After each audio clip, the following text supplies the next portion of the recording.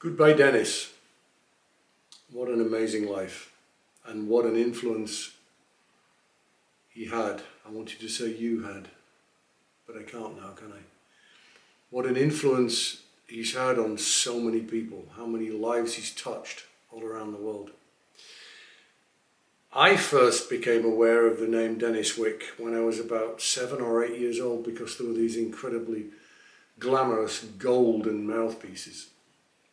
And it was my aspiration to play on one at some point, and I still have it. I still have my first Denis Wick mouthpiece from probably 1972, something like that, and it was a 6BL, tiny little thing. And I played those mouthpieces for many years. I went on to a 4AL. I've one from the 1960s. But that was first how the name was established in my mind when I was a little kid. And then, of course, like everyone else in my generation, we heard Star Wars. And that changed all of our lives. And all of a sudden, the London Symphony and Denis Wick came on my radar, and everybody's radar. And I first heard him live in 1979. I'd already heard the Walton 1 recording. If you haven't heard it, Walton Symphony No. 1, RCA Gold Seal, with Andre Previn. It's a monument to great first trombone playing. It's absolutely incredible. And I was smiling when I'm saying these things, because there was an element to his playing that trombone players can really relate to. You know, the real fun bits to play in the trombone. He never held back, let's put it that way. I first heard him live playing the Firebird with the great London Symphony Brass Section, 1979 in Sheffield, conducted by Claudio Abbado, a very young Claudio Abbado, who was just taking over as music director in the LSO. The end of the Firebird, I'll never forget it. What a sound. Denis had this ability, and something else like Catacombs from Pictures and Exhibition, hearing it on the radio with Chelly Bidake conducting. And he had this sound that was raw, brutal, aggressive, but yet with this amazing substance of high quality sound that went with it. Most of us, when we really go for it, we're going to get the buzzing, we're going to get the brightness, we're going to get the electricity, but it's another thing to keep the sound with it, because that goes so easily. He had that ability. So exciting. I sounded a bit like him then, wasn't it? So exciting. I met him in the Shell London Symphony Orchestra Music Scholarship 1979, which I won. And in the reception, a trumpet player called Bill Lang, said to Denis, "I think we've got your successor here." And Denis said, "I think you might be right there." And I was 15. And so all I wanted to be when I was a kid was Denis Wick. I wanted to play in the London Symphony. I wanted to have my own mouthpiece company. I wanted to play on his mouthpieces. And so that was all our aspirations. He was the English orchestral trombone player at the time for many of us. Most of us, probably. As a teacher, I don't think it's an overstating of the situation to say that he was the founding father of modern European trombone playing. Denis was an enthusiast, and he was always looking to be inspired by new fantastic experiences. And he got on a plane and he went to America, and he met Philip Farkas and he met Arnold Jacobs, and he brought that back and formed this incredible English school of teaching, which I hope we've taken and grown when he passed us the baton. But he started it, it's his school. And there's often spoken of the golden generation of those students in the 1960s and 70s with Peter Gain, who also sadly has just passed. Maybe they're playing Walton One together somewhere up there right now. With Peter Gain, Dudley Bright and Eric Crees, and this amazing generation, not only of players but of teachers who Denis inspired to continue his teaching method. And I think his dedication to teaching is something that he's passed on to us. I think that English trombone players, British trombone players, part of our modus operandi is that we need to pass it on, that we need to be teachers. And that started with him. That's his influence that's passed down. It's not the same in every country. You don't find players in other countries where it's like, I want to play in a great orchestra and be a great teacher and help people. That's a very almost uniquely English thing, that it's so universal, and that quite clearly comes from him.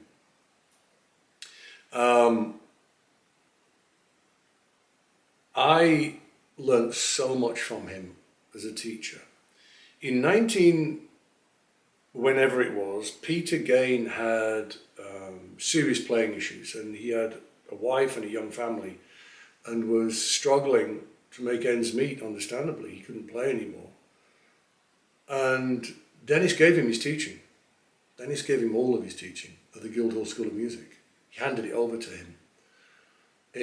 One of the acts of generosity and care for one of his students. Peter, of course, went on to be, a legendary teacher himself. But that's how the situation came about. And as so often is the case, when one walks out, one leaves a vacuum, and that vacuum is filled. So Denis never really did anything at the Guildhall anymore. And in 2000, when I went to the Vienna Philharmonic, I needed to create a situation where someone would look after the students when I couldn't be there. And I asked Denis effectively to be my assistant, to fill the gaps in when I wasn't there. I think it's quite clear which round who really was the assistant, and he jumped at it. And I got to see his teaching firsthand. And I'd go away for 3 weeks and all the students would get better. And I'd come back and say, well, what did Denis do to you? What did he do with you? I mean, how come, no, not much. He told us stories about the old days when he used to pick up the trombone and breathe and really let go. And he just talked to us the whole time. And he wasn't playing then. Denis wasn't playing anymore at that point. And but he used to tell them stories. He used to create pictures for them. And they all sounded like him. They had his sound. They had his articulation. They had his legato. They had his slide technique. That is a masterpiece in teaching, without picking it up and saying, like this. They sounded like him. There was no YouTube back then. There was no Spotify. These people had never heard him play, really. Incidentally, one of the biggest compliments I ever got, someone has a recording of the first performance of the Gordon Jacob Concerto. And I listened to it. I hadn't heard it. And I put it on the speakers and I listened to it. My wife was in the kitchen and she said, "Is that you when you were younger?" That's bucket list comment for me. I'll never forget that. That made me so happy. But I got to watch his teaching close up, and he was so generous with the information. If I said, "What are you doing with this person? What are you doing with this student?" He always was so, the wisdom was incredible. And he would spend hours, anyone who knew him, you know what I mean by that, talking to you about it.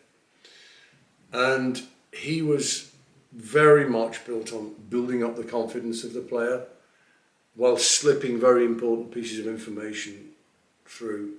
He used a lot of kind of catchphrases, 4 or 5 little word mantras. And anyone who knows my teaching will recognize a lot of these things now. I got that from Denis, without any question. When I went to the Vienna Philharmonic, I was quite isolated out there from an advice point of view. You know, there wasn't a culture of talking to each other about problems or things we were worried about. So he guided me, he mentored me through 5 or 6 years, the first 5 or 6 years of being in Vienna. Tirelessly, he would spend hours on the phone explaining to me in the minutest detail how everything in the embouchure worked, how you would approach playing quiet entries. You know, it golden. I'm incredibly blessed to have had that influence. And he did often say that he felt as though I was picking up where he left off. That's high praise indeed. I certainly took a lot of what he had to offer and tried to blend it with my own ideas. So his generosity, and this is a funny thing, Denis was famous for being mean. You know, if 3 people walked to a bar, he'd be the one standing at the back. He was really famous on the one hand for being mean, but on the other hand, he was one of the most generous people I ever met in my life. Generous with his praise, generous with his support, generous with his time, and generous with opening doors for people. So where it counted, Denis was one of the most generous people, the most positive people, the most supportive people I ever met in my life. I wanted to be him, and I formed myself based on what, I can't say he is, what he was, what he did. Playing in the London Symphony, teaching great students, trying to pass it on. Having my own mouthpieces, having my name on a trombone. You can see the parallels. So he was my guide as a trombonist. He was my mentor. He was my guide as a teacher, as an artist, and as a businessman. I also felt, you see, because everything I'm doing in my life was guided by him. In many ways, I think he lived his life out vicariously through me. It was like I was a continuation of his playing career. Incidentally, and I don't know even whether members of his family know this, he once said to me 20 years ago, so he would have been in his 70s, he said how successful he'd been with the business and financially, but he would give it all up for 1 year back in the London Symphony playing at his best. And that struck me. That was, like the old saying goes, you're a long time retired, enjoy it while you can. So he guided me in so many ways, and he guided me. I felt like when I was playing in the Vienna Philharmonic, he was on the stage with me. I felt like he was thinking about me. I felt like he was really living life out kind of through me. And he always wanted me to come on board with Denis Wick. He always wanted it. I was involved very closely with the development of the heavy top mouthpieces. Up to that point, there'd only been one shape until the early 90s. And I'd been doing some experimentation with the outside shapes of mouthpieces at Yamaha. And he was surprised to learn that the outside shape actually made a difference, which it does, a big difference. And the heritage mouthpiece was actually, that was my idea, to design like that so it'd be thinner at the top for the easier of articulation, then a bit more weight at the bottom so you get a bit more depth of sound. I couldn't get on with it. I didn't like it. And I think he always wanted, I know he wanted to bring me on board. But I knew that his place in my life and my relationship with him was too important to risk by going into business with him. And on the one hand, I would have been incredibly proud to have gone on board with Denis Wick. But on the other hand, I'm glad that I protected my friendship the mentor status and the hero position that he held in my life. A quick addendum at this point. As you know, I try and do these things all in one take, but it occurs to me there's a couple of really important things that I've missed out about Denis. And that's his philosophy of business and his philosophy of teaching. He always said to me, as far as business was concerned, have an idea and the money will follow. If you go after the money, it isn't going to happen. He was such an enthusiast. What he did with the mouthpieces and the mutes was born out of enthusiasm and fascination to see how good he could make these products. And then the money was a byproduct. And with his teaching, the most sagely piece of advice I think I ever got was, every student that's in front of you, at whatever stage they are in their development, has got something good about them. Your job is to find out what that is, show it to them, work on it, and build out from there.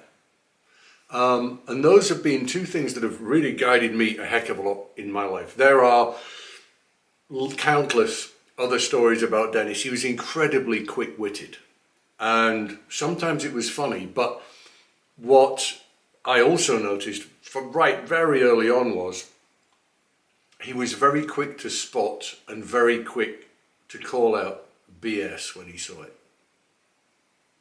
A lot of people have written to me and extended their condolences and saying they know this must be a difficult time for me. It's not. It's not a difficult time for me because Denis was an old man and he'd lived more than a full life. From my point of view, there was nothing left unsaid between us. And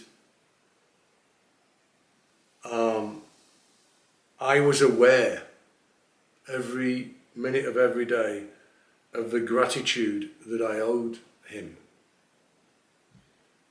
I don't think that's always been the case with all of the people he's helped, which is unfortunate, but I was grateful that he would take the time to talk to me. And so this day had to come, and we knew that. Maybe it will hit me harder as time passes. But I think many people knew he wasn't there to talk to as he once was. And that had been the situation for quite a while. I think we should be grateful for the life of Denis Wick. He has brought... I can't imagine where British or world trombone playing would be today without what he contributed. And I think all we can ever do is hope we can aspire to becoming just a little bit as good as he was.